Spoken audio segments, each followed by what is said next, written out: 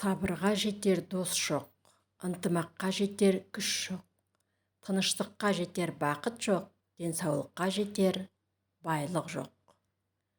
Жаны күймеген адам жанашырлықтың не екенін білмейді. Арынан айырылған барынан айырылады.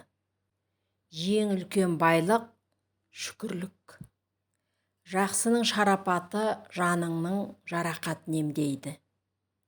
Адам өрісі кеңіген сайын, аң-құстың өрісі тарыла түседі. Ала берем дегендер түбінде, бәрінде беріп тынады.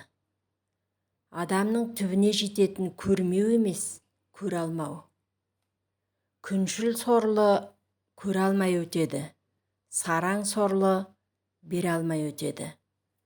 Қызғаныш кезінде соқыр көре бастайды, мылқау сөйлей бастайды, саңырау ести бастайды.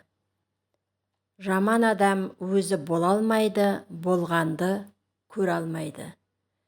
Білімсіз адамның сөзі білектей, білімді адамның сөзі жібектей.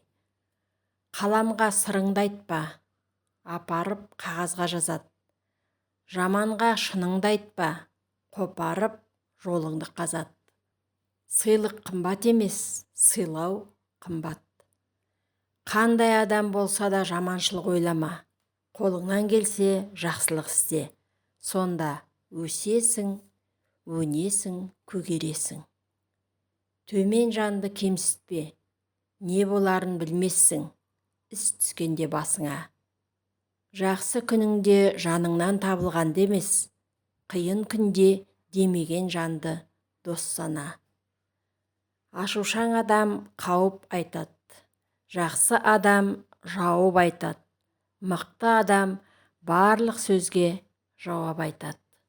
Алтыннан қымбат сөз айтсаң, ақымақ құлақ салмайды. Көлде де мұң бар, аққу жоқ өңкей қаз қонса. Ғұмырда мәнсіз 4 маусым ылғи жаз болса.